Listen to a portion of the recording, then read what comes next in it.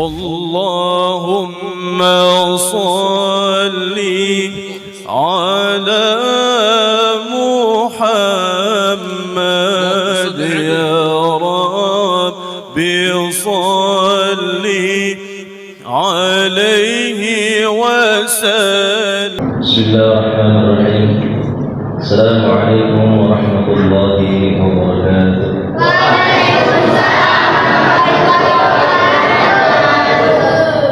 الحمد لله وكفى وأشهد أن لا إله إلا الله وأشهد أن سيدنا ونبينا محمد المصطفى اللهم صل وسلم وكرم وبارك على سيدنا ونبينا محمد وعلى آله وأصحابه أجمعين. أما بعد، فقال الله تعالى في كتابه الكريم: أعوذ بالله من الشيطان الرجيم.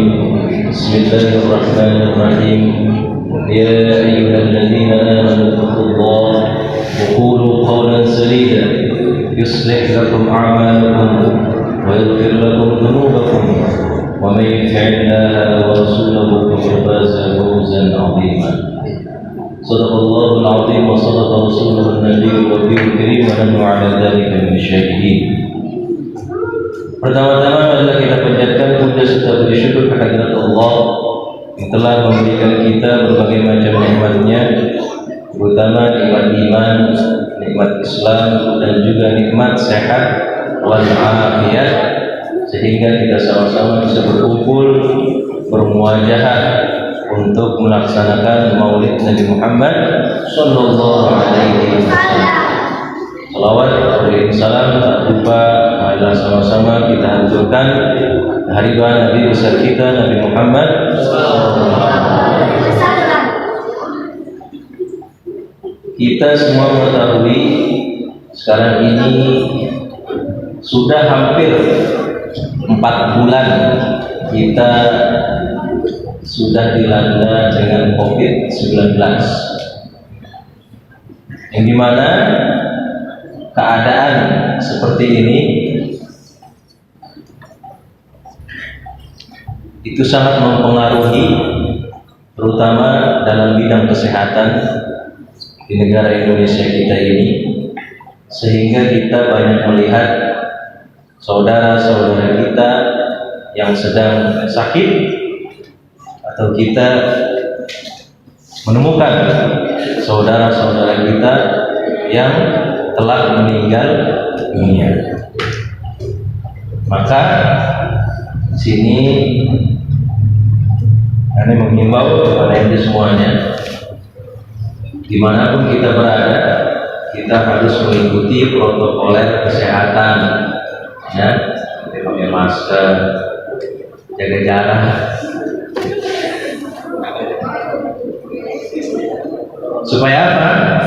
Supaya kita ikhtiar, ya, bentuk ikhtiar kita menjaga salah satu nikmat Allah yang Allah telah berikan, yaitu kesehatan. Kemudian masa-masa pandemi ini juga sangat berpengaruh bagi perekonomian, ya, bangsa Indonesia. Oleh karenanya banyak kita melihat dari saudara-saudara kita yang mereka itu diberhentikan dari pekerjaannya. Jadi kalau misalkan ditarik dari semua permasalahan itu, kita akan mendapati sekarang ini kebanyakan manusia sedang mengalami kesulitan. Kesulitan dalam kesehatan, kesulitan dalam bidang ekonomi. Maka ketahuilah, terkadang Allah Subhanahu wa ta'ala itu memberikan keadaan buat kita agar kita ini susah. Kenapa demikian?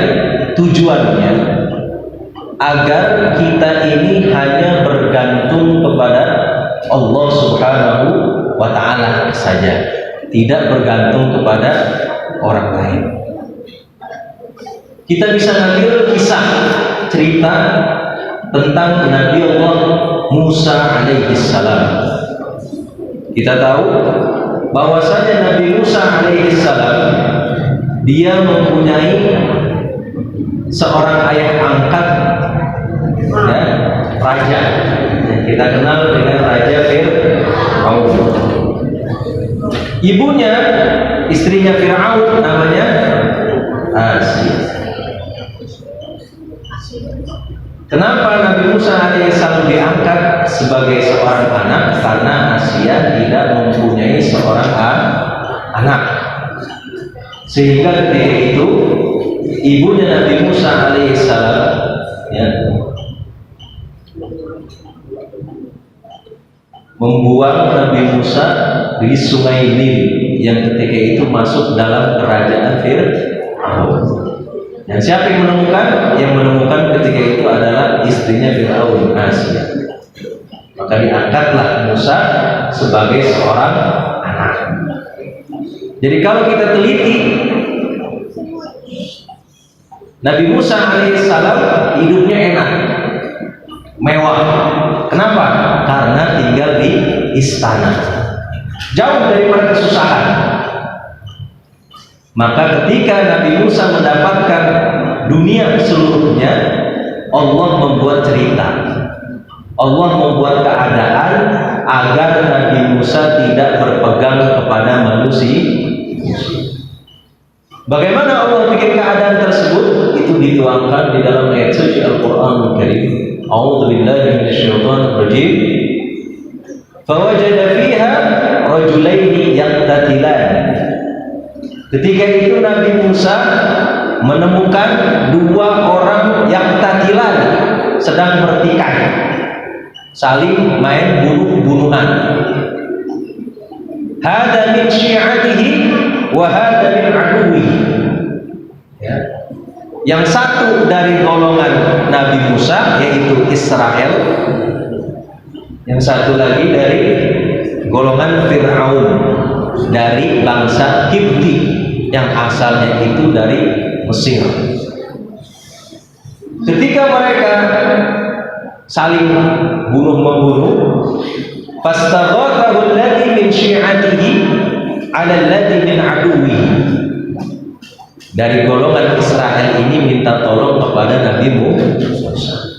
Maka Nabi Musa pun melerai keduanya agar supaya jangan terjadi bunuh-bunuhan.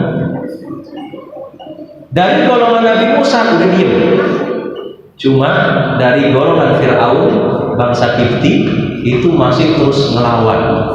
Sehingga Nabi Musa kesel. Apa yang dilakukan Musa? Fawakazab. Nabi Musa pukul itu orang. Saking kuatnya Nabi Musa, sekali pukul, faqadha alaihi, itu orang meninggal dunia langsung sekali pukul. Maka ketika Nabi Musa alaihissalam mengetahui bahwasanya orang yang dipukul sampai mati itu adalah pengikutnya Fir'aun, Nabi Musa lari dari kerajaan Fir'aun. Dia bersandar kepada sebongkah kayu yang ketika itu dia sadari bahwasanya ayah angkatnya telah memusuhi dia, ibunya juga meninggalkan dia, dan istana yang dulunya enak telah ditinggalkan oleh Nabi Allah Musa alaihissalam. Dan pada saat itu tidak ada yang mengetahui bahwasanya Nabi Musa itu seorang nabi. Sehingga mahal syahidnya di sini Allah jadikan Nabi Musa itu tidak mempunyai pegangan kepada manusia. Sehingga Nabi Musa hanya berpegang teguh kepada Allah Subhanahu wa ta'ala. Itu cerita Nabi Musa alaihissalam, bagaimana Allah membuat kesulitan kepada Nabi Musa sehingga dia hanya berpegang kepada Allah. Kita tahu juga cerita tentang masalah Nabi Allah Ayyub alaihissalam. Nabi Ayyub diberi kekayaan yang sangat melimpah, punya anak banyak, punya kebun yang sangat luas, peternakannya kambing, onta, ada semuanya. Maka Allah uji Nabi Ayyub alaihissalam dengan mematikan anak-anaknya.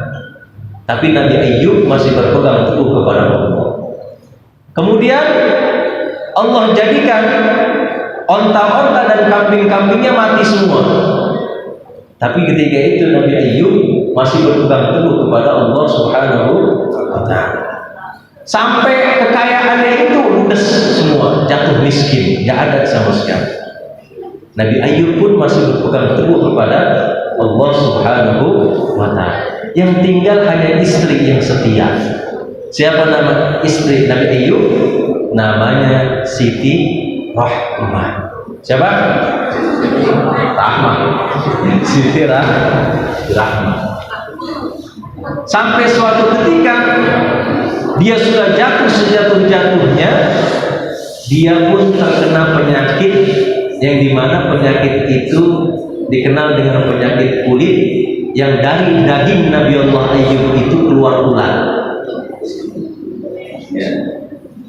Saking nggak tahannya ini istri, lantas istrinya bilang kepada Nabi Ayub, wahai Ayub, mintalah kepada Allah agar Allah mengangkat penyakit engkau. Lalu apa yang dikatakan Nabi Ayub? Nabi Ayub mengatakan, diceritakan nama Allah di dalam ayat suci Al-Quran, Rabbi inni massaniyal dhur wa anta arhamur rahim. Nabi Ayub tidak meminta untuk diangkat penyakitnya, namun Nabi Ayub meminta, wahai Tuhanku, aku ini sedang sakit parah. Sesungguhnya Engkau adalah yang Maha Pengasih lagi Maha Penyayang.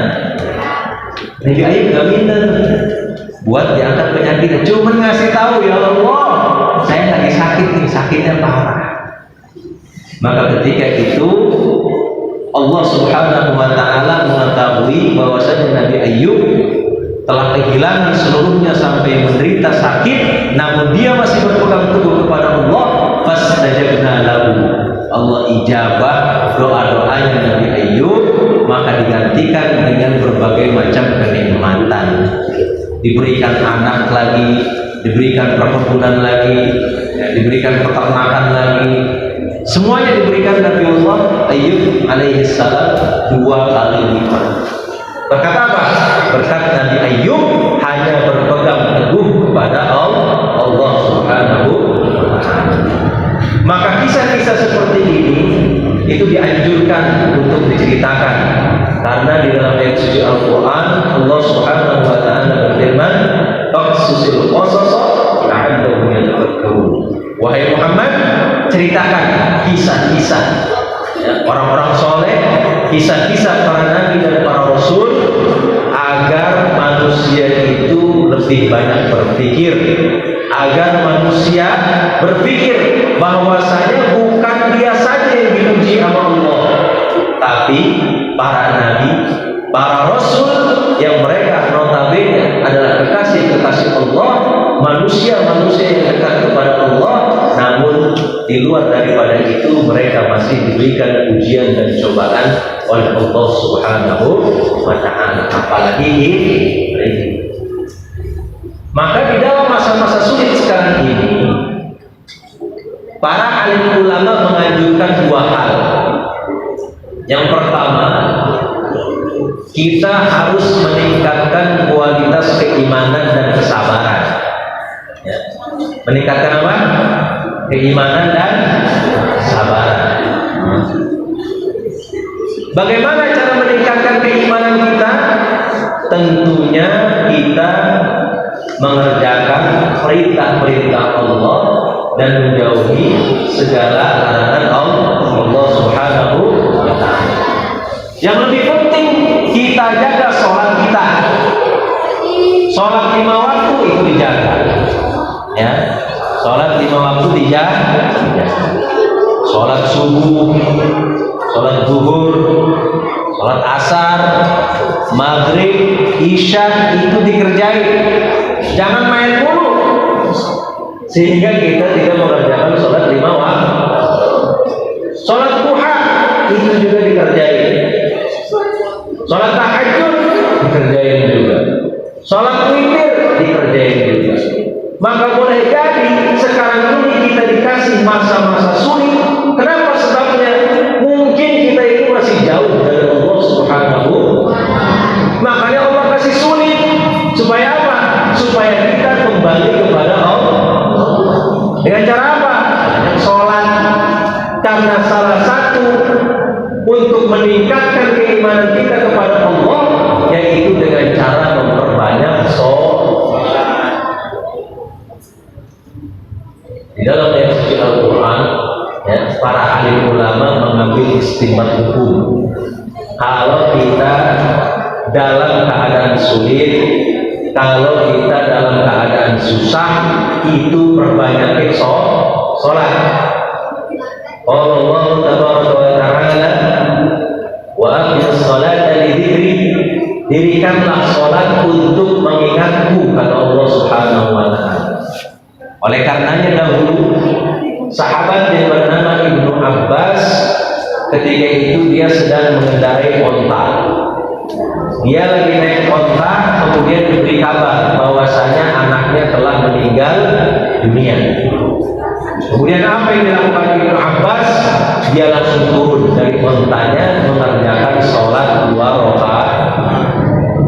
Para sahabatnya itu bertanya, kenapa ente langsung turun mengerjakan sholat 2 rakaat?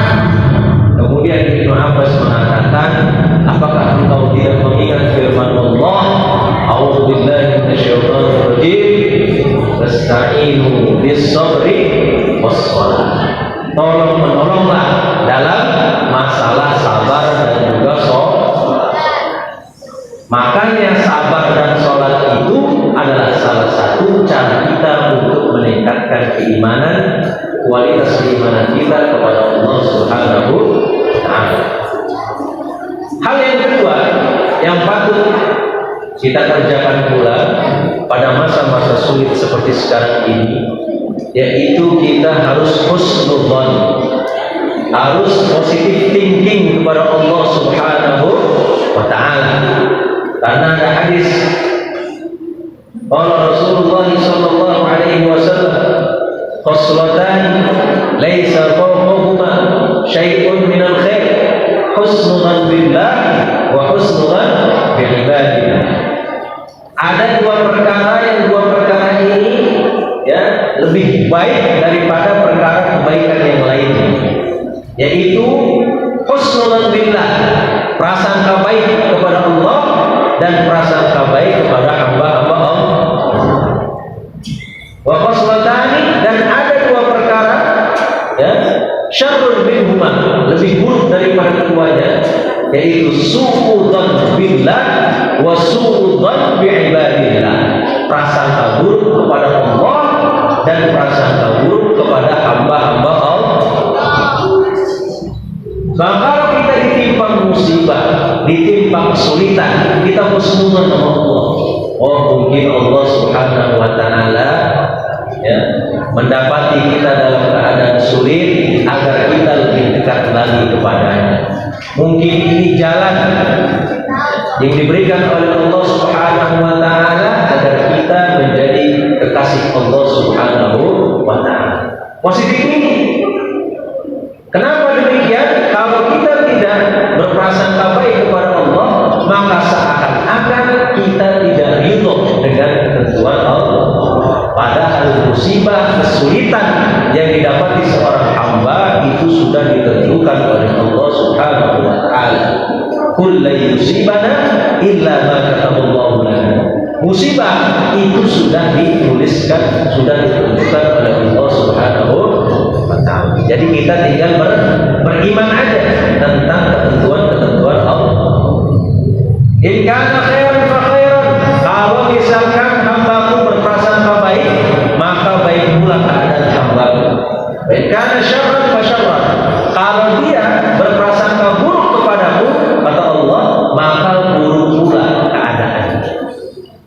Jadi kalau kita misalkan berprasangka buruk kepada Allah, ya Allah, kenapa yang ditimpa kesulitan, bencana saya, kenapa orang itu kita juga berprasangka buruk kepada Allah, maka Allah akan jadikan keadaan itu terus menerus buat diri kita.